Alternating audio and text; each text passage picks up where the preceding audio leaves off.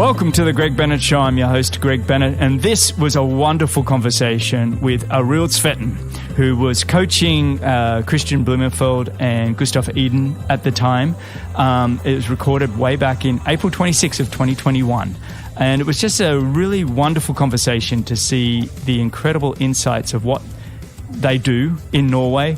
And this was recorded before Kristian Blummenfelt had won the Olympic Games and before Gustav Iden had won the Kona Ironman World Championships. So it's a fascinating insight just to see what they've achieved since, but also what they'd done leading up to this conversation. I hope you enjoy it as much as I did. And remember, success comes to those who endure just one moment longer. All right, today's guest is one of the most successful endurance coaches on the planet. He's the Triathlon Norway Head Coach and the sports director of the Norwegian Triathlon Federation. I've had several of his athletes on the show, including in episode 14 with Kristian Blummenfelt, the 2019 World Triathlon Series Grand Final champion, and in episode 52 with Gustav Iden, the 2019 70.3 World Champion, and then he backed it up in 2020 with the Challenge Daytona PTO Championship. Both guys sang his praises and praised the incredible team culture that he's created. And the clean sweep at the Bermuda World Triathlon Series race in 2018 by the Norwegian men with Casper Stornes, Kristian Blummenfelt, and Gustav Iden really has positioned Norway as a strong force and very much on the radar in the world of triathlon. And I've been just so eager to get him on the show to get a bit of a sense of the why, the how, and the what of his training culture and how he's able to identify talent and then build that talent to the top of the world and perform when it matters. So welcome and thank you for joining me on the Greg Bennett Show, Arild Tveiten. How are you, mate? Hi, Greg. Thank you. I'm doing great, and it's an honor for me to be on the show with you. And the introduction is just too much for me because I'm one of the guy who's been involved in the sport for many years, and you are one of the athletes I really looked up to when I was young. We are around the same age, but when I tried to make a sport of triathlon myself, so it's an honor to be with you, and looking forward to the chat today. Well, thank you, mate, but I think the honor's all mine. I really appreciate that. Where are you calling me from at the moment? Where are you in the world? I'm actually right now in Oslo, Norway. I should be at the training camp with the athletes, but I'm home a little while. But my athletes are down in altitude in southern Spain, in Sierra Nevada. Oh, okay. Have you been able to get to a few training camps, even with sort of all the lockdowns and everything at the moment? Have you been able to get away for a few camps? Yes, I've been away a few camps. The athletes has more or less been in Portugal and now in Spain the last 2.5 months. Kristian has been in France actually a few weeks, and have been with them in total around 4 weeks. But the challenge, I have a family, I have 2 small kids. I try to be at home a little bit while, and when you go home, you have the quarantine, the travel restrictions. It's quite difficult. And I just have to mention, last time I was in Portugal for 2 weeks before I traveled down, I need to take a PCR test to see that I have no COVID-19. And then you come down, you take a new test, and then you stay in quarantine at this training center we were. And then you have the training camp. When you're going back home again, the day before you went home, a new test. You're going to the airport just before the flight, a new test, and then you're flying to Copenhagen, and have a new test. It ended up that they're having 8 tests within that period just to be allowed to go on training camp. Oh my goodness, 8 tests in a matter of just a couple of weeks. Yeah, my goodness. Within 2 weeks, and then you need to get back home, and then you are in self-quarantine. I can be with my family, but I should not go to do some else. Okay, I can go out for my training alone. There's no problem. But the restrictions in Norway and also in many other countries in Europe and probably also in the US could be some challenging, especially want to do some traveling and prepare for racing and training. Well, I've seen that with some of the athletes just trying to even travel over to the Challenge Miami race that just happened this last sort of month, and just trying to move around the world right now is just so difficult. You mentioned kids. How old are your kids? I have twin daughters. They are 9 years old, so they are growing up, and I actually I am divorced now, but my ex-wife, we got the kids when I actually started in the job. So I probably make some very strange judgment because I quit my normal day full-time job at the time when my ex-wife got the kids, and started in the role as a sport director and head coach for the national team back in 2011. So. So that's been fairly consuming, I imagine, once you sort of started. I mean, that's the thing. Most of these federations, they have a head triathlon coach, and then they have a separate sort of sports director. But with you in Norway, you're wearing many hats. How are you able to sort of, I mean, that's a lot to take on. You're able to sort of compartmentalize and put enough energy into both? It is challenging in many ways, but I like to say that it's very easy to agree with me because I make the decision, and so that's the positive side. But the serious part of it, when I started the job, I was actually asked to be the sport director, and I could just do what normal sport director did, but I actually saw that the main trouble we had with the athletes that they have no coach, and we have no culture for high performance sports. Oh, we have culture for high performance sports, but not in triathlon in Norway. So I saw that if I didn't take that role too, we were not able to develop the athletes. So I actually gave myself that role. I didn't have to, but right now I'm more comfortable being the coach with the athlete, but as a part of the sport director, you also organize the whole program, and now we're working a lot with the development of the younger athletes. We bring in other coaches to support them and also to support the top athletes. So it's a lifestyle. You spend your whole days and every day working. Hopefully I will do most of the time working as a coach, but I see more and more doing administrative things. But you do what you love most in the world, so it's not bad.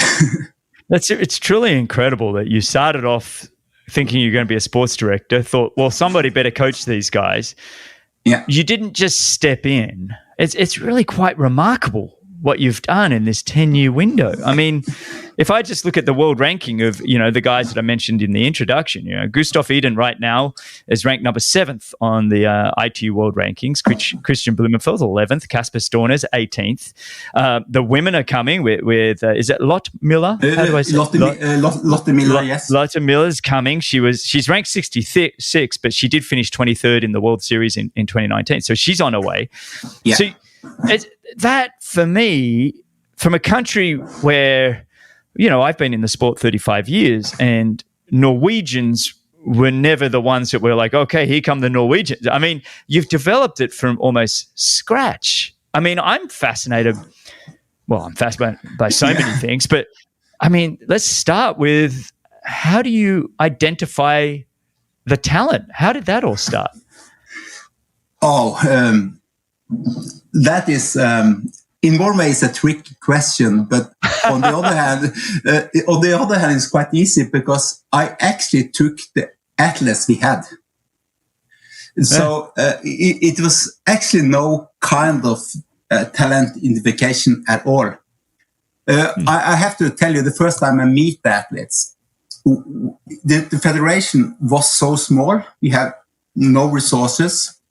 And I was asked to join the youth team, what was supposed to be the youth team on a weekend camp. And they invited all young athletes between 14 and 16 in Norway who was doing triathlon or planned to do triathlon. Yeah. And it ended up coming up with 20 athletes. that was all in Norway. It was not a part of Norway. It was all young athletes in Norway doing that sport. Out of this, we have 4 on the national team today, and 3 of them have been winning big races. And it is Kristian Blummenfelt. He was there the first day. Lotte Miller, Gustav Iden, Casper Stornes. He actually came in the year later. They were not especially good at all, but that was the one we had. So out of this, we should try to pick a kind of a national team, but most of them were not so interested in sport because they were on the training camp because they have a free weekend of training. So, but out of them, we picked a team of 14 athletes, and I would say that most of them was not very good, but we had the few of them. And it was not like you need to have a talent identification. You need to work with the athletes you had at that time. And in many ways, you can say that maybe I was lucky that Kristian and Gustav was part of that. But I would also say that in triathlon, I don't think it's so much about talent identification. It's more to find the right person, the right personality, and try to find and do good coaching and work with them in a proper way. And I think you can make big stars of almost everyone if you just learn them to know them as a person. You get to know them, and you do the good thing about what you should do as a coach with them. And out of that, I think you can create diamonds out of stones. So for us, it's not so much about talent identification or talent at all. It's about the driving force you have as an athlete to do the work you want to do. And when I started, it's also quite funny because when I started, I was on that camp before I started in the position. And I have to say that I was actually not so interested in working with young athletes. At that time, I had my normal job. I had a good life. I was doing some training myself. I was doing some age group Ironman racing, and I was quite happy with that. I have been started coaching some age group Ironman athletes, and it's not to be rude or anything, but that is quite easy, and it's quite well paid. And it's sort of okay, I don't need to do anything more. Why should I start working with young athletes that I barely don't know who's going to go for the Olympics? So they asked me many times, Emmy, can you come and meet the athletes? Can you come and see them? And when I met them the first time, that is actually 11 years ago. I said, okay, maybe I saw there's a lot of nice guys, right personalities, and they want to work hard, but most of them I have to say, was really crap. I was beating them in all disciplines. At that time, I was 40 years old, and as the typical age group who think you are better than you are, but I was actually better than them at that time. I love that. I mean, you've touched on so much in that, and what I really like about that is the way I think when we discuss what is talent, and what is talent identification, because the physical side of things, like you said, with the right coaching, with the right consistent training over long periods of time of sort of doing the right work, well, that's only a part of talent identification. I think what you've got is some athletes that all have a tremendous desire to be the very best in the world. And somehow, and we can go deeper into this, somehow with some great coaching, you're able to keep them all working together. And it's this team culture that I'm fascinated with, how you keep these guys that are all trying to be the very, very best in the world, prepared to continually work with each other. So let's touch right on that, because, I mean, when you've got pretty strong personalities, you know, and some pretty big egos, because you need those if you're going to be great, how are you finding you managing, you know, especially these three guys that we've been talking about? Of course, that's a very complex answer. But I think in many ways I was quite lucky, because when I started working with them, they were very young. So it's quite easy to try to twitch them and to turn them into the direction you want to. That is one part of it. And also something I said kind of as a joke, it's quite serious too, because the only coach they have in triathlon in the whole life is me. They don't know anything else. And that could be good, it could be bad. So, yeah. So when I started out, I could more or less dictate what I should do. That was in the beginning. And I have to say that before I officially started position, I was asked to work with one athlete. They said, please, if you don't have the position, can you at least start working with one athlete? And that was Kristian. And so I've been working with him since he was 16 years old. And now he's 27. So it's been quite a long time. And he had really big motivation to do what is needed to do.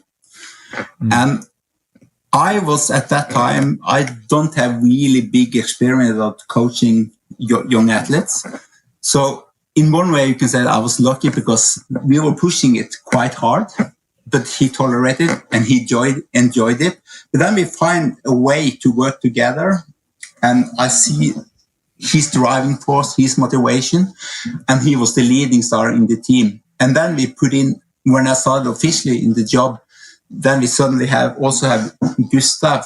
We have, of course, Casper, but we also have some other athletes, good swimmers, who's been a part of the scene for a few years. We put them in together with Kristian, and he has always been the leading star, and he was always the one who's pushing. And I try to follow up on that. And out of that, we started to create an environment that we're working to be the best in the world. I was very clear when we started that we don't set any limits for ourselves. We just try to establish a culture, an environment, a team culture that we work together to try to be best athletes in the world. And it's happening over time. But at that time, I will just, if I'm allowed to, I can give you a short brief of my triathlon career. Please. Yes, I will, because it's not I want to brag about myself, because I was not good, but I learned. I was like the boy who's standing on the other side of the fence and see you big guys racing at the high level. I'm the one who wanted to be with you. I wanted to go to the Olympics, but I was never good enough. At that time, I was kind of. Okay, it was all the other world. You were from Australia. You had nice weather, warm temperature. We were in cold Norway. We didn't have the money. You make a lot of excuses why we were not succeeding, and we were like, this is too difficult for us in Norway. No one wants to sponsor us. There's no money in it, and then we started to be quite happy to be the best in Norway, because it's always someone who's best in Norway. And internationally, we were really, really bad. But we were just making a lot of excuses for ourselves why we didn't succeed. So when I was asked to take in this position, I said, there's two things I learned from what I did as an athlete. First, you should never set any limits for yourself. Because we thought that it's impossible for us to be the best in the world, because we were from Norway, and Norway is a cold country, and a lot of excuses. So don't set any limit for yourself. You can always achieve what you want to do. And it was also something that up in north, in Lille, Norway, we were quite happy to be the best in Norway because it was a little triathlon community who looked up to the best athletes, of course. But then you set too much limit on yourself, and you should never be satisfied. So another thing I learned, never be too satisfied with what you have achieved. You can always do better. So when I started with these athletes, I started from day one to say that, okay, we are in this together. We are working to try. We should be the best athletes in the world. We should win the gold in Olympics and whatever. Okay, we haven't achieved so much yet, but I should not be the one who set limit to the athletes of what they could achieve and what is good enough. So for us, that is always be the leading star. We should always aim for the best to the top, no matter what we started out with. And in the beginning, we were not good at all. But everyone had the motivation to try to go a little bit harder, a little bit further, a little bit longer, to try to achieve to be the best. Yeah, you know what I love about that is your experience in your own career of loving the sport of triathlon and kind of standing on the sidelines and watching others kind of go about their business. But the learning lessons you have from that and going, hang on, we put limits on ourselves and that's not what we're going to do. And so what you're doing probably every day over the last 10, 11 years working with these young athletes is you're just freeing them from any constraints, from any excuses, and just allowing them to go race and be completely free and take on the world and realize that there is nobody that special out there. It's just the people that have done the work and the people that haven't, and I think that's extraordinary. And that's what you've done in such a short amount of time. Like, there's very few coaches in the world that have the resume that you guys have created in Norway. I mean, it really is a phenomenal, when we look at this past decade, to go, wow. And I agree, it's taken a bit of work, but it's a snowball effect, right? You kind of got to keep building it and building it. On that, when we talk about your coaching, I mean, who are some of your biggest influences for your kind of coaching style? And have you got education in coaching, or have you just been sort of researching as you've gone? Oh, it is both. And I have to say, as an athlete, I really look up to what Mark Allen did in his early days. It's not that I'm doing what he did, but he was one of the first who was starting to have focus on intensity control. He was using the heart rate monitors in the mid-80s. Yeah, with Phil Maffetone, I think. Phil Maffetone. We can have a long discussion that I don't think that's the right path to go. But the thing is, intensity control, that you need to balance between easy training, hard training, and using tools to do that in the best possible way. And in the early days, it was, of course, heart rate monitor. So I learned a little bit from what he did and the perspective of it, but mostly, actually, and that is maybe also a little bit controversial, because when I started, I said, okay, in Norway, we are nothing in triathlon.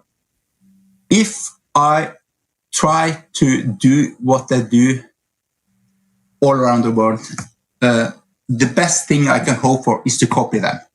Mm-hmm. And if you copy what you do in US, in Australia, you'll never be as good as the best one. The copy is always one step behind. So I was like, okay, I need to create something myself. And it's not like I took it out of nowhere, but Norway at that time, and still have a quite long traditions for huge success, and also a lot of scientific research in endurance sport.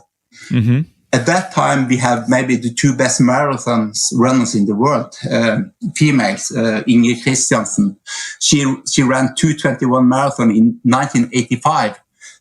We have, of course, the cross-country skiing team. Okay, cross-country is a very little sport in the rest of the world, but in Norway it's big. But I know something about endurance training. And at that time, the Norwegians were really good in rowing. And that was building up to be one of the best rowing teams in the world. And so I started looking to what did they do? What kind of training did I do? What training philosophy? And how can I adapt that to triathlon? And I got a little bit experience. So I actually in many ways created what I thought was the best way to develop athletes. But I have to say, when I started, I was not sure that it was the correct way to do. Because, you know, I haven't done so much. Okay, I've been coaching age group athletes, but I have never working with young athletes. And I remember the first 2, 3, 4 years, I was thinking, oh, this is going too well. I come to kill all the athletes. This will stop now. When will the success stop? When will it start going backward? When will all the injury, bad things happen? But slowly over the years, you actually believe what we do is probably quite sustainable way of develop athletes. So of course, over the time, you get more and more secure about what we do is quite a way to work with athletes. But on the other hand, it's also like you learn.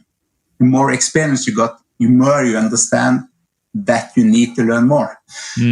So we are always develop how we work with athletes, the coaching philosophy, use of technology and everything.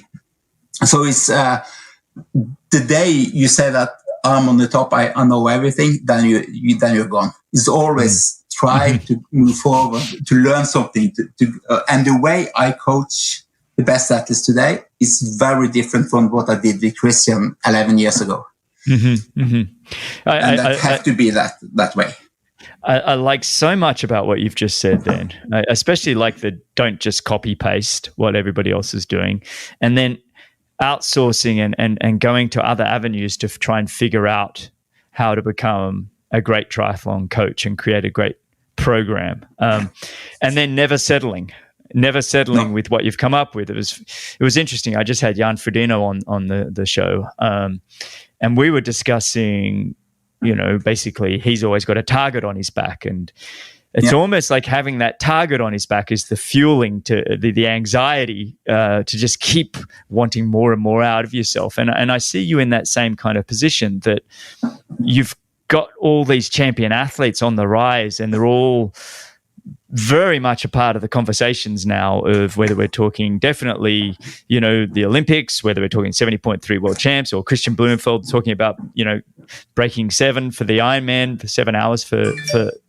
so you've got all of these things on your table. And so it's this kind of, the world is watching, and so we got to keep adapting, we got to keep improving. And I think that's fantastic, though. I think that's where you keep learning and you keep growing. I really do want to spend time with you dissecting maybe a little bit more about the specifics of the training, if that's okay with you. Yes, of course. You are always welcome.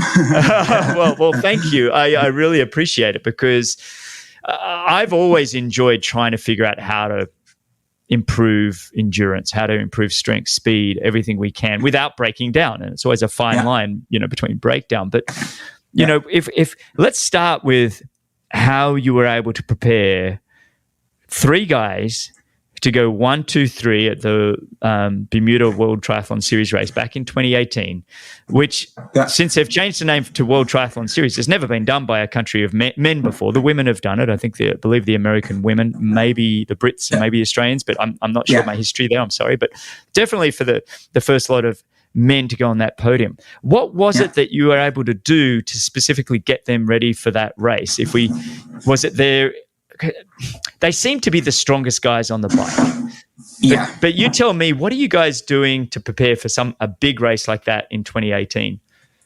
Well, that day, everything turns out the way that we wanted it to be. So we were, I would not say we were lucky, but that was a perfect storm that everything comes together, and it doesn't happen so often. But the thing is that up to that point, the winner, Casper Stornes, he was not so so not known. So most of the athletes and people didn't know so much about him. But we as a team knew that he was a strong athlete, but he has been a little bad luck in his racing earlier. So we knew he was a strong. But the thing is, leading up to that race, we spent 4 weeks at altitude. One of the things that we try to do at least 3 to 4 months a year is to train at altitude. To train at altitude, especially at the altitude we did at that time, and we also do every spring, Sierra Nevada. That is located at 2,300 meters. That's quite high. So I don't know what this in feet, but the altitude is demanding. So probably about 8,000 feet, I think. Yeah. At that level, so high in altitude, you should be very careful about doing too much anaerobic work. If you do that, you will probably it will be too much. So it's building a big aerobic base. So most of the intervals we did was built around lactate threshold and everything like that. So it's quite basic, high volume. But it's two things that is special with the Sierra Nevada. You live at the center at 2,300 meters, which means that every time you are out on the bike, you have at least 90 minutes of continuous uphill cycling. So it's very difficult to travel out of Sierra Nevada and not be in better bike shape than before the camp starts. It's almost impossible because it's fantastic to cycle there. And I know you had the head coach from Jan Frodeno, Dan Laurent, at your show, and he's there with his cycling team, Bora Hansgrohe, several times a year. So we know that when we are there in March, April, it's the place where all the big overall contender for the Giro d'Italia are training and preparation for the Giro d'Italia. So a lot of really good cyclists there. So it's a very good place for training, especially cycling. But when it comes down to the race, what we did in Sierra Nevada was just mostly basic training with high volume, a lot of intervals at the threshold. But then we did something extra on the bike because we took a look at the course. Bermuda race, that was the first time that was on the race calendar. So we actually didn't know the course, but we knew it would be a quite short, steep hill there, the corkscrew hill. So we were discussing the tactic, and the normal tactics is that, okay, we need to attack on the hill because that's what everyone expect everyone to do. But in the nature of most triathletes, they go all out uphill. And then they spend the rest of the loop to recover until they come to the hill next time. So it's very difficult to get rid of some of the cyclists there. So what's actually happened that Casper, he was quite early in the race, he was leading. So he was quite at the front when he come to the top. And then he did what we had planned to do, just keep pushing over the top when he going slowly downhill. And then it was a time where the rest of the field need to relax to recover from going so hard uphill. For us, we knew what we could do because in training, we have created the same hill with the same incline. So we knew how hard it would be. And we will calculate the power output we should do going up that hill. And how we should push at the threshold intensity after the hill. So we were actually training specific on that to work anaerobic for 45 seconds and then work hard on the threshold until you go to the next loop and go up again. So that was what we actually been preparing for.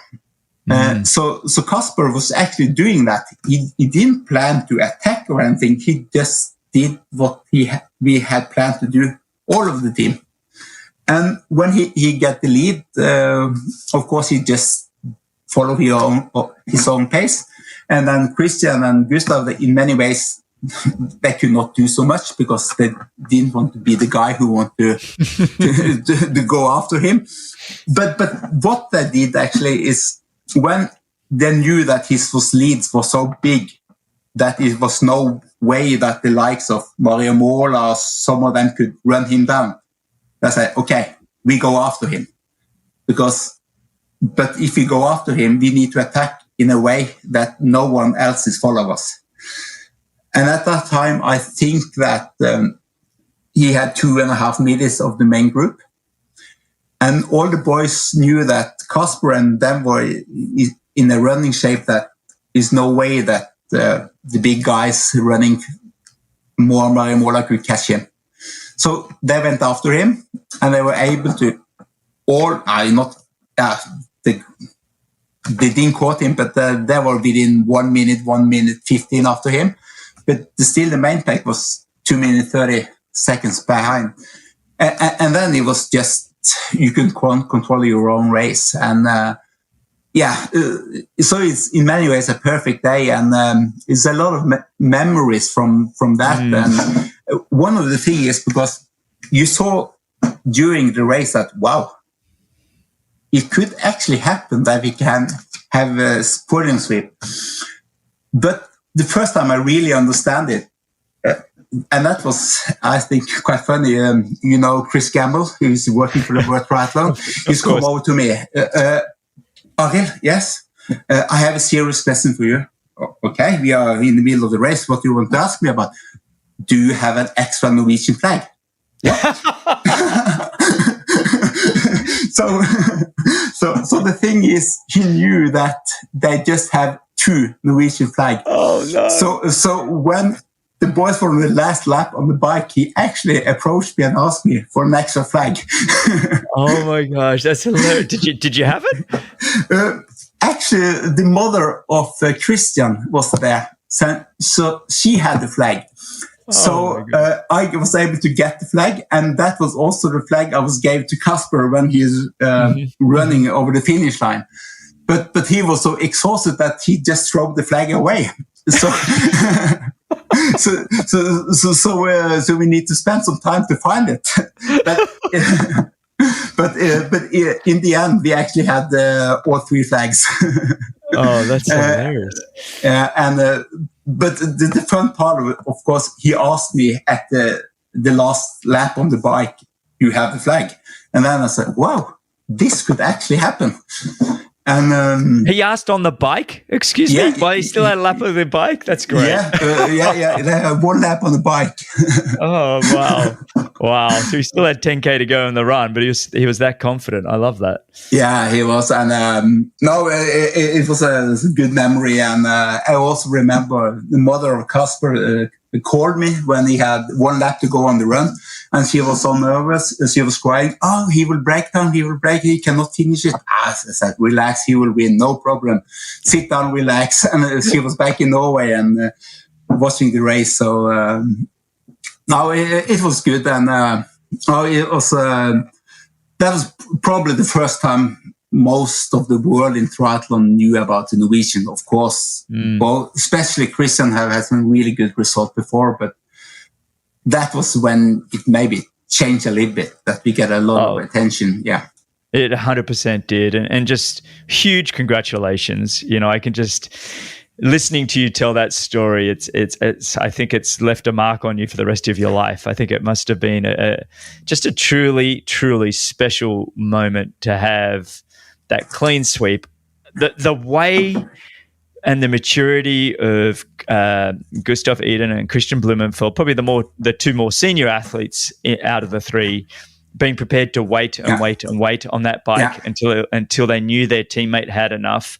That almost gives me goosebumps, because there's very few people that I know for most other federations, it's quite often, I know my own federation, if I attack, I was always getting hunted down by the other Aussies. It was never, Greg's up the road, let's hope an Aussie wins. I just think that's a very, very special. And I'm fascinated by the altitude work.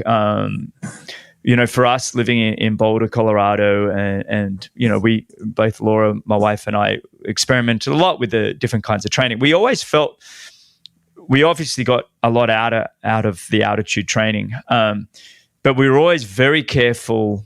We responded well to altitude training if we went there already somewhat fit. If we went up unfit, it really took a process to just get to a basic fitness level before you could sort of optimize the altitude. Do you guys approach it very cautiously like that? Are you going in fit? Are you kind of have an idea of where you want to be before you go up there? Yes, we do. The first year we did altitude, we didn't know so much about it, but we knew that we need to rest well and be fit, but also well rested. And then we always, of course, started out the training. First training block was very easy. But that is something we have developed a little bit more during the years, because for now we know what we can do of training at altitude. And we also we know what we want to have out of it. So it's sometimes we need to do some special preparation and special training before going into altitude, because it's some of the things that we cannot train so much at altitude. So we need to do that before. And that the scientific part on how we prepare to going into altitude has improved a lot during the years. But in many ways, of course, to go into altitude with a tired body, in no way you can recover. No. What Laura and I found, and just a quick story on us, because this show is about you, but we would find, we would go back up to altitude, and a bit like you said, really focusing on the endurance side of things, aerobic and the lactic threshold, and never going above it. But for us, that first couple of weeks back up there was very gentle. But what we would often do is plan a 10K hard running race back down at sea level, sort of 2 weeks in.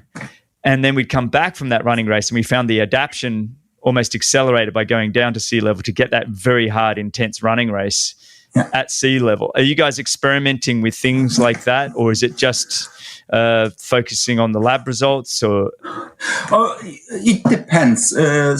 Especially when we're going to this first camp of the year, we are most based off the scientific data we have before we're going into the camp.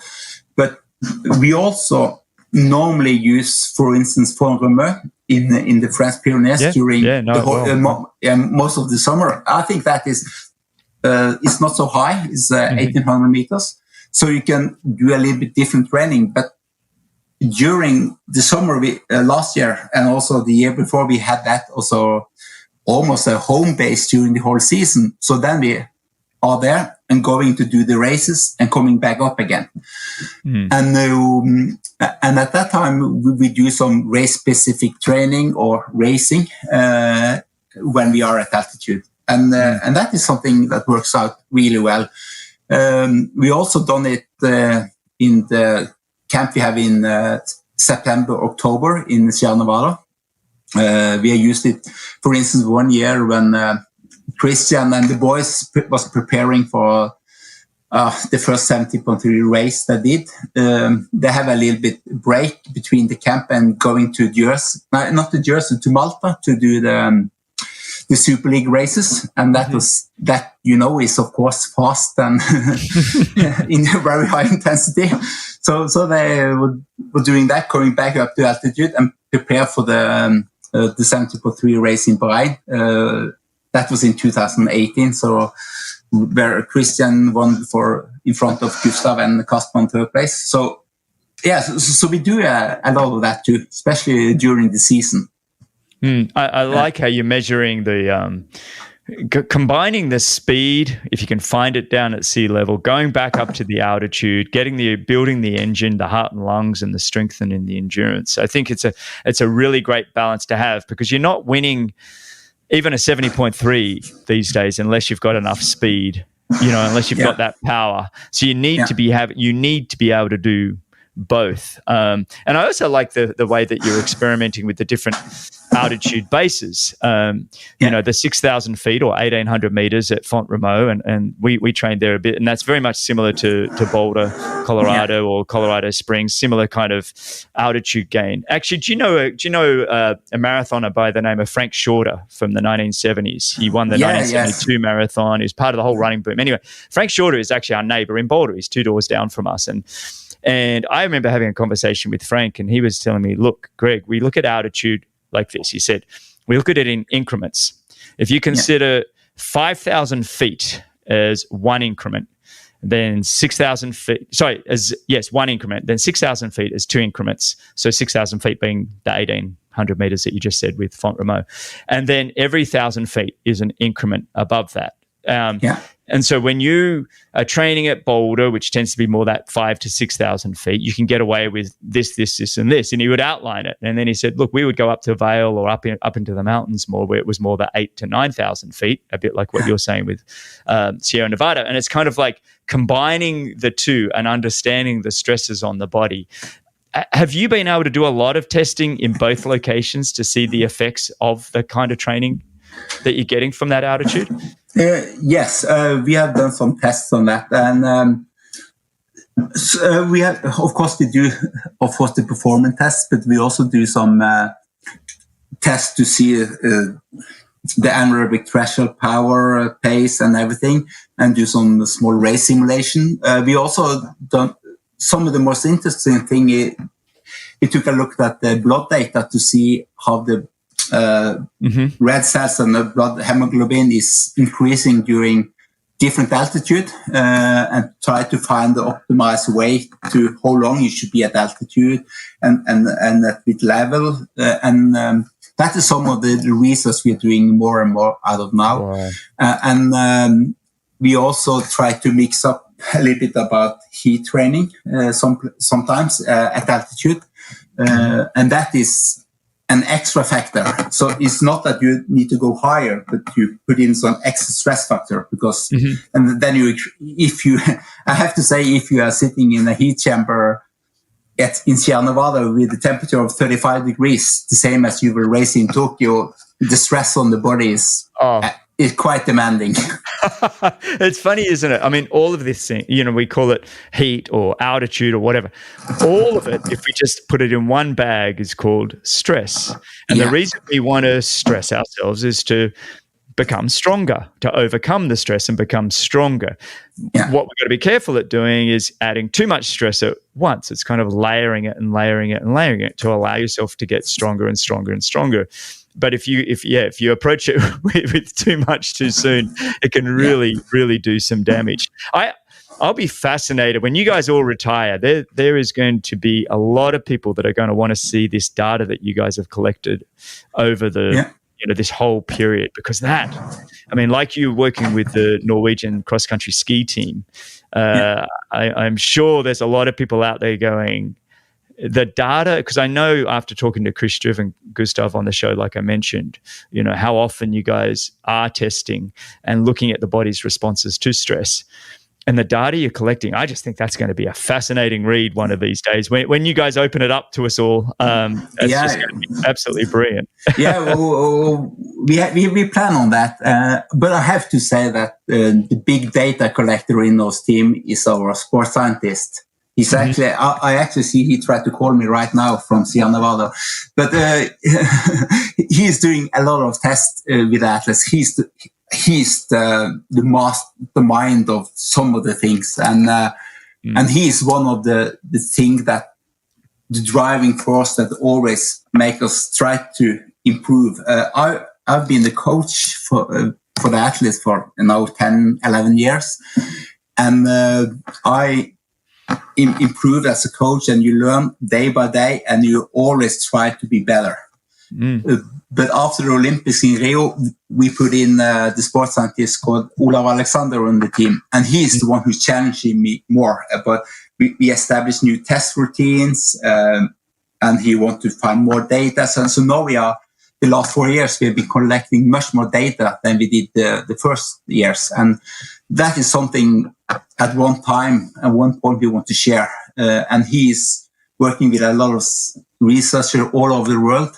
And he is one of the reasons that we have been so successful. Even I'm the coach and make the program and everything, but he's the one who's doing the big data analysis. And he's like me, always want to be better, always improve. And we call him the mad professor. And he's like, everything we do. And if you use, let's say we go to the velodrome, we want to test some aerodynamic drag.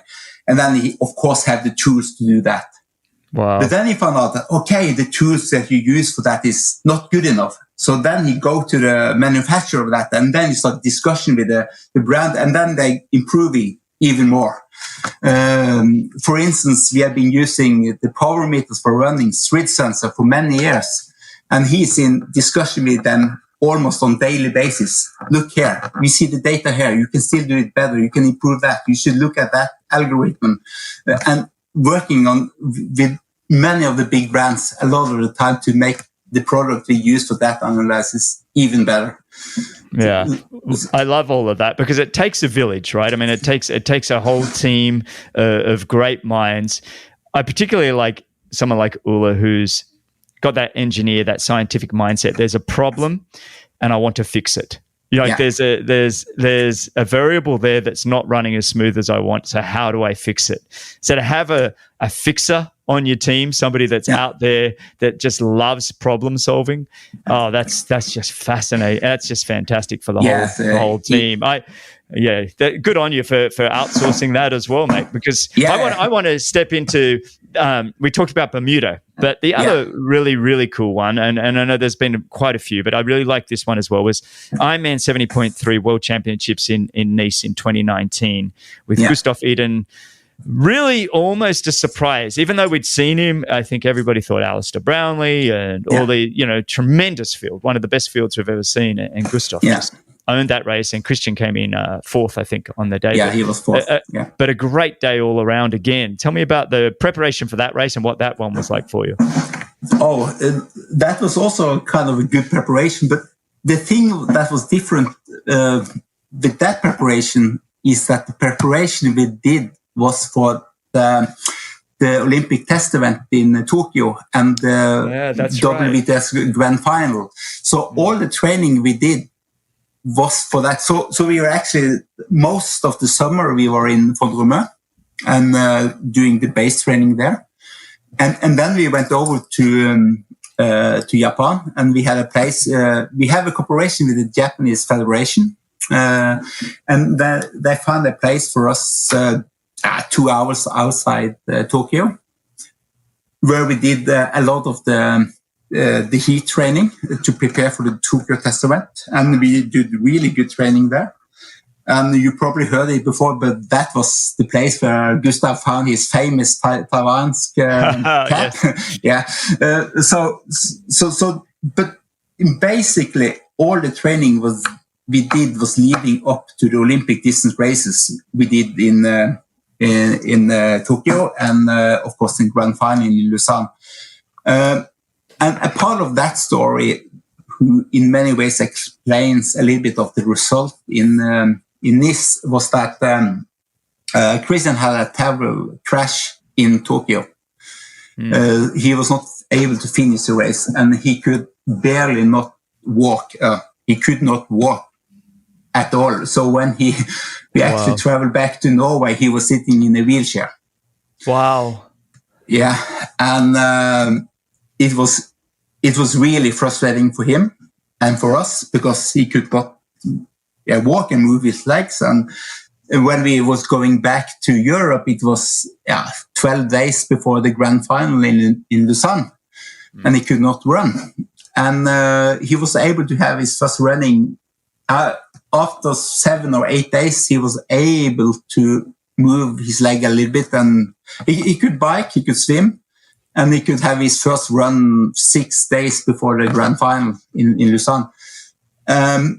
In the end, it turned out that the grand final was very good race for him because he was in his shape of his life. Finally, he won. Finally, he won. Finally, he won.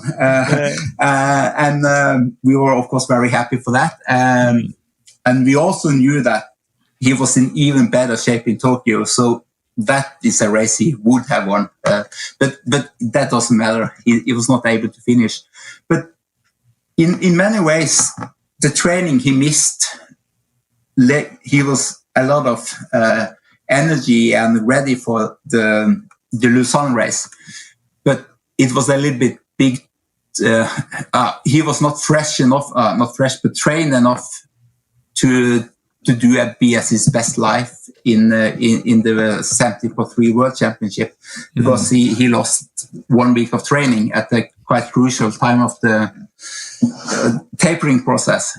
So, but Gustav, he was there. He was 4 in the test event. He was 4 in Lausanne, and he's in a kind of an easy going guy. And because we were discussing the race strategy, what we should do before the Nice race, and he was like, I just use my normal road bike. He had told that story many times, but he didn't want to stress with changing his bike and whatever. And he was like, I'm good in the hills and I'm good technical downhill, so it will be no problem. And the only thing we can do between these races was just try to learn the cycling course in this, because it's quite technical. So they were able to train on that a lot of times. And we were also working on a little bit of the nutrition plan to optimize that. So we knew that everything was perfect. And we did some calculation on the power output, what he could keep going the uphills to be able to run what he was able to do. At that time, when we were sitting down and discussing that, we were quite sure that both him and Kristian could be able to run 1:08 half marathon. And we were actually planning for them to do that. And it ended up that Gustav did it. Kristian was a little bit tired, so he was not able to do that. And I said that he missed a little bit too much of training leading up to that race, especially to perform at the highest level of the 70.3 race. But anyway, Gustav was fresh and fit. And I think one of the big success that when he was going uphill, he was very good to get into nutrition. He was very good to pace himself. He was biking on the intensity he needed to do. So Alistair, he was getting away from bag 2. But he knew that he was so good in the technical downhill, so we were able to catch them. And the best thing he did after that, when he coming into transition, but he decided to have a quick transition, no socks, and just take everything with him and run. Because what happened then was that Alistair was 15-20 seconds behind, and Alistair is a very aggressive racer. So, of course, he will go after Gustav. Is no way he could turn out other ways. And we had a feeling, if that happening, that Alistair could outpace himself and start out a little bit too hard. On the other hand, we knew that Gustav knew he can run 1:08. So if he knew that, he started out in that pace. He's not planning to go 1:06, because we knew that if you do 1:08, it will be good. And he knew that with the pacing he did on the bike, with the nutrition we planned on, he could run 1:08. Of course, you need to have your day, and everything need to turn out as you plan. But if you make good planning, it's quite often that you have a chance to actually achieve what you plan to do. The planning there is, I think, fascinating. There's so many parts to what you just said.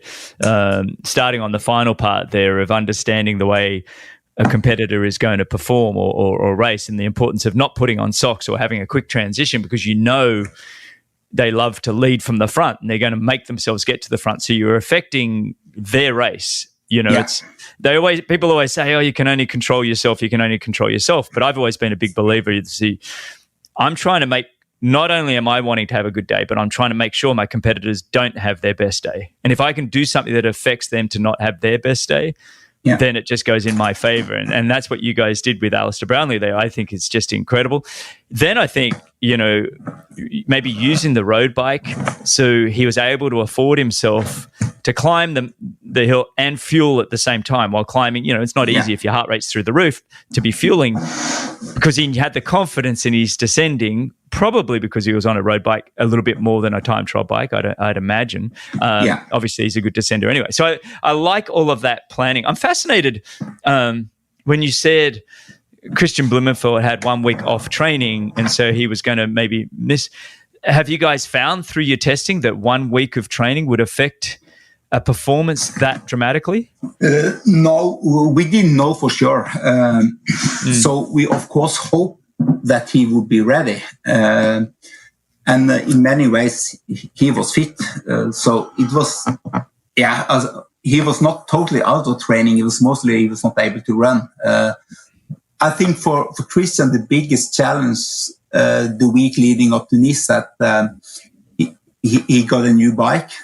Of course, he got a time trial bike, and he got very little time to do good bike fit. So his position was not optimal. So he didn't find himself too comfortable on the bike at that time.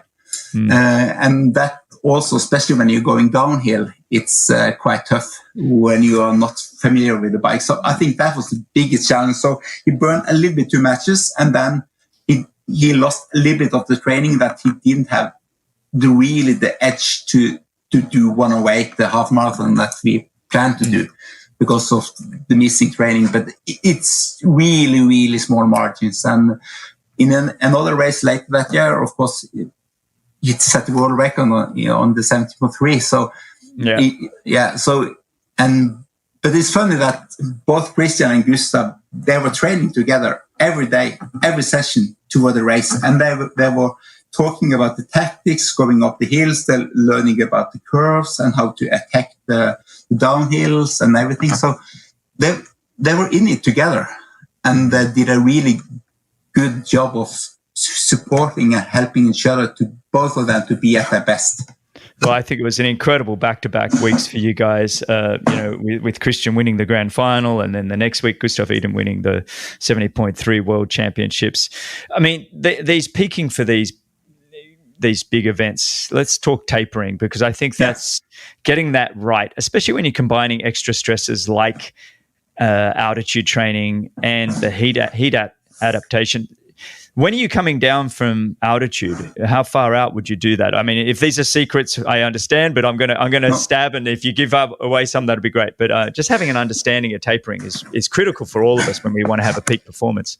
Yes, I think it's no trouble discussing and talking about that. But what we see that is a little bit individual, coming down from altitude to sea level, and it's also a little bit based on what races you do. So as I say, that many times we have doing some quite big races, we are at altitude and just going down, and we race 2 days after.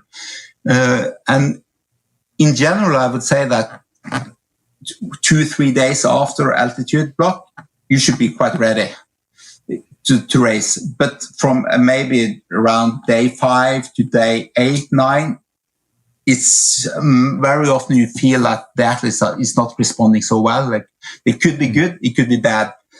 But from then 10 to 12, 14, they are normally in a window, they are performing very well. And that is quite normal. But we also see that you get a kind of a second wave up to 4 weeks after altitude. So it's many strategies we can use. And what strategy we use is a little bit based on where we are, what races we are going to do, and so on. For instance, talking about Bermuda early on, that's a typical race that we come down to sea level 11 days before the race, then we are quite sure. For the test event in Tokyo, we were it was, I think, 12, 14 days, quite basic. But then you still have the grand final 2 weeks after that again. So there you're in another window. So there's no way you could go up to altitude and have a little micro block. So you just, then you need to make the tapering work for all 3 races. So within, it was 2.5 weeks, they actually did 3 races. And if you look at the history, I think it's not often you have seen athletes performing at that high level in so period of the time. You saw that Gustav, he was 4th in the test event, he was 4th in the grand final, and he won the Nice race, and that was within 3 weeks. It's incredible. And what about with the heat? I mean, we talked about altitude. Are you finding the same kind of stimuli with the heat? Or like, when do you need to get out of that kind of heat adaptation type training? Yeah, that we have done a little bit different things, but of course, heat training or heat adaptation training is something you can use for many things. One thing is, of course, to acclimate to be ready for a race in the heat, but you can also use it because training in the heat, that can also change the blood plasma, who is giving some of the same kind of benefit as training in altitude. But you can do that in shorter blocks of time. So you don't need to spend 3 weeks in a heat chamber. You just need to have several sessions within a period of time, and you will be quite well adapted to the heat. But of course, when you're coming into the details there, then we are more some of the secrets that we have found out, how the athletes adapt to the heat and how many days they need, what kind of training you could do in the heat, and all of that kind. And then we also, at that time, we used a lot of technology. We are looking at the core temperature, how the core temperature is rising, and we see that compared to the intensity, the way in the training. For instance, we can see how much the power output on the bike can affect the core temperature and how that will rise or stabilize. And that is very interesting field of data and research that some big nations are putting some efforts in, especially when you are leading up to the Olympics now. And that's a really interesting field. And that is something you also can learn from and benefit in when you're racing other places than in the heat, because that is something you can use in your everyday training, actually. And you don't need a heat chamber. You can just dress yourself up and put the turbo trainer in the bath and turn up the heat. Yeah. You know what I'm loving about this conversation is just how passionate you are about learning and planning and trying to figure out how to do things better. I want to skip over my notes here and get to something that I really want to talk to you about, and that's preparing for the 2020 Olympics, 2021 Olympics in Tokyo. And I guess let's start with a very broad question on what do you think it's going to take to win the gold medal there? Wow. First, you need to be well acclimatized so you can race in the heat. You saw at the test event that some of the big, really good athletes have really trouble in the heat. But then on the other hand, that is the race this year that every athlete want to be at the best. So I think it's quite a broad question. I know what we need to do, and I know how we should prepare, but I also know that the competition will be really tough. We know that suddenly Mr. Alistair Brownlee, he found out that he maybe want to race, and you have the youngster Alex Yee, who is a tremendous fast runner, and you have some of the young New Zealand guy you have a lot of athletes. The French team is incredibly strong. Yeah.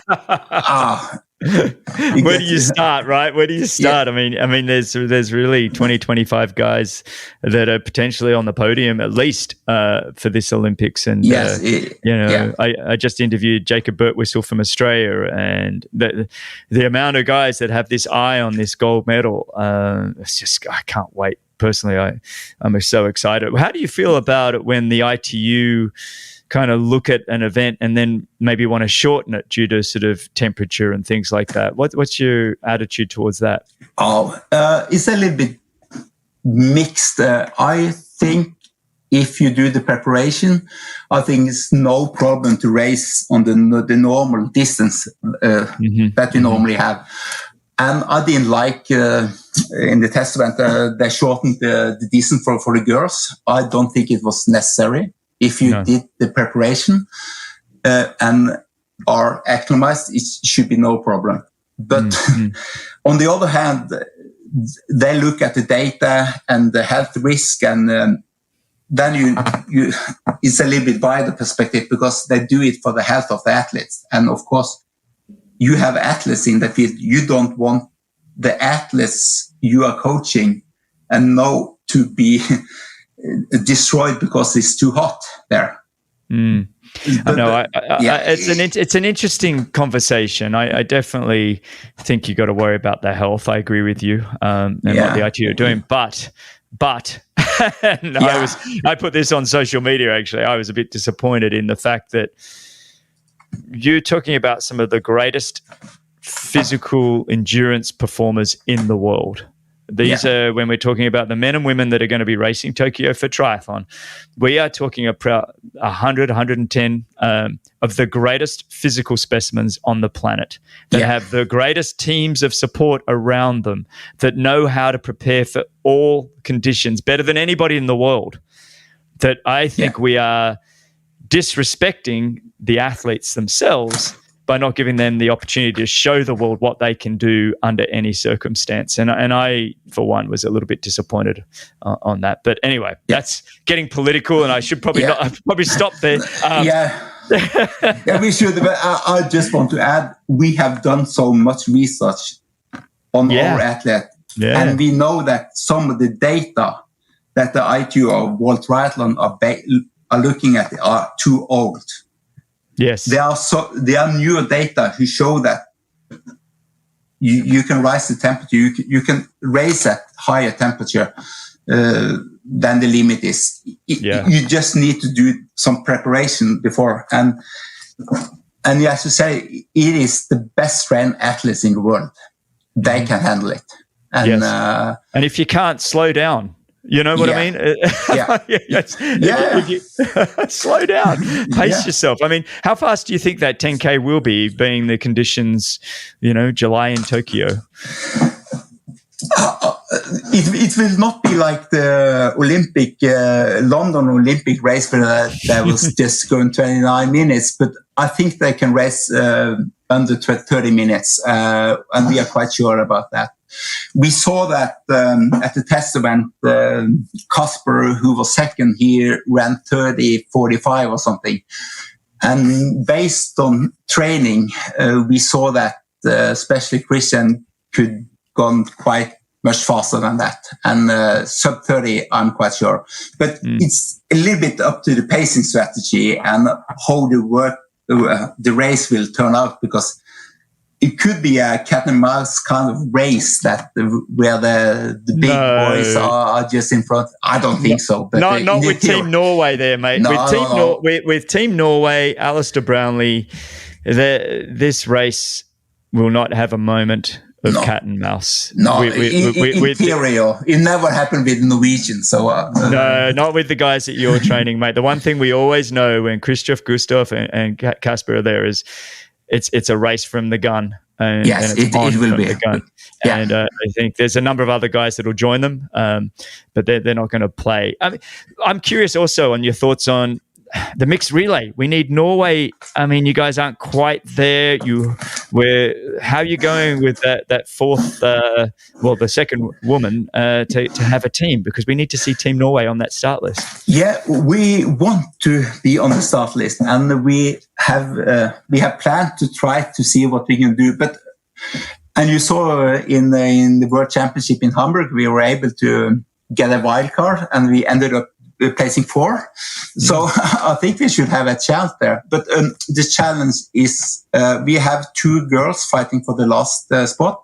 Both of them are improving a lot, but they are probably getting a little bit out of time because they need to improve their Olympic qualification. It's not that we just can qualify the team. They also need to be within top 140 spot in the Olympic qualification individually. Right. And that is the challenge. So we are, of course, planning the races we want to do in the Olympic qualification period, but it doesn't make it any easier when some of the races are getting cancelled, because now we're getting less and less races that we can get the points at. So, but we will fight to the end, and we have and we have 2 girls, and they've been away 3 months now in training camp. We have 3 girls with Lotte, but we have 2 girls fighting for the last position, and we are working really hard on them every day. The women's team, it's a part of a process. It could be that we will not qualify the team. I will not say that we will not do it, because I strongly believe that we will qualify. But we have a process now. Now we are including more women in the team. We are working hard with them to develop them the same way as we developed the boys earlier.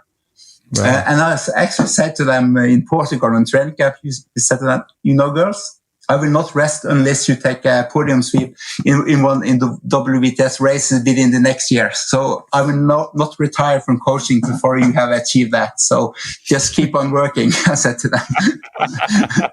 I think that's fantastic, and I hope, I guess, if you don't get the qualifying races, or if they keep getting cancelled, I mean, is there a wild card effect for the Olympics then for the team? Is that a possibility, or is there no such thing?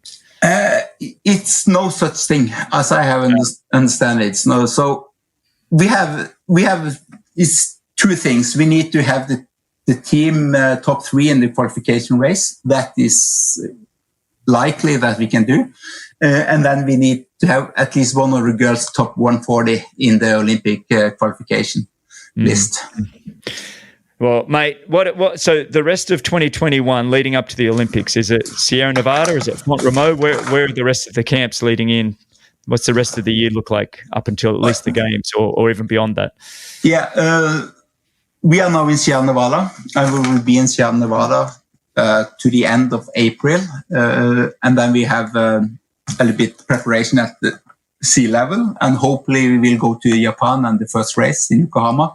Mm-hmm. And then we have full races every weekend, not for everyone, but it will be quite a hectical racing season for all athletes who want to qualify for the Olympics. You have some athletes who are almost there, who want to do everything they can to get the last races in. So some will of course do a lot of racing. For the best athletes, we will do the racing they feel they need to do. And after the WTS race in Leeds, we are going up to altitude in Font-Romeu again, and then we'll stay there until we are going to the pre-camp outside Tokyo. Mm-hmm. Then we have the Olympics, and and after that is normally a time to slow down, relax a little bit, but many of the races are postponed, so it will be a hectical August, and it's probably no secret that some of the boys want to go all in to see if they can qualify for Hawaii, or Gustav should be qualified to prepare for the Ironman Hawaii. And so, of course, we need to work on that one. And on top of that, we have Mr. Blummenfelt, who planned that he wants to do the Sub-7 project. So then he will work on that. And when he's finished with that, he needs to start preparation for the next Olympic cycle. So there's no rest, mate. There's no rest. No time for resting. I have one question that's kind of out of the blue here. Have you been approached by other federations to come and coach? I have some requests, yes. Yes, I'm sure. I have, but it is... First, I will not say that I am not sure that I can replicate the same in other countries. I think I can, but I have a long history with athletes. It's not about coaching them, and it's about the team. You know them. You are more with them than you are with your kids almost, and they are something. I cannot see me coach. Maybe I can coach one or few other athletes as I do, but I don't think I can coach another team when the athletes I have now is still racing. As long as I want me as I coach, and as long as I have the motivation, and as long as I'm improving and getting better and better, I want to work with the same team rest of the world. You're a good man. You're a very good man, and I love that answer. I have two final questions, and I'll let you go because I've taken so much of your time. But this show could keep going and going because I love what you're doing. It's really good conversation we have, so I really enjoy it. Yeah. So, okay, let's leave with a tip. What's sort of one tip that you can have for people listening to this episode on just how to sort of optimize their life and their performances if they're triathletes? There's many answers on that. If I were talking to a normal bunch of people, I said, get out every day and do some exercise because you need it and you get a lot of good health from it, mental strength of it. But most triathletes don't have the trouble with doing enough training.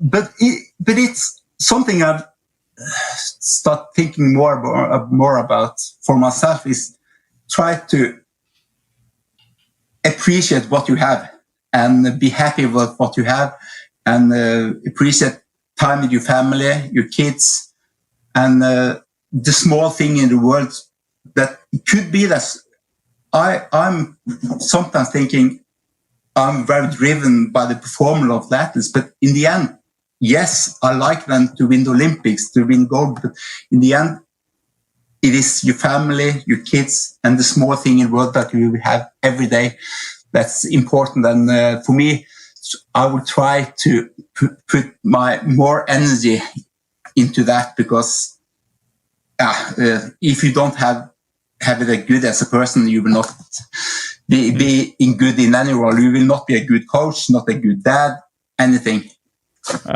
Mate, I couldn't have put that any better myself. I think that's just a really great way to put it. And finally, if you could sit with anybody in the world and have a coffee with them, any living person, who would it be and why?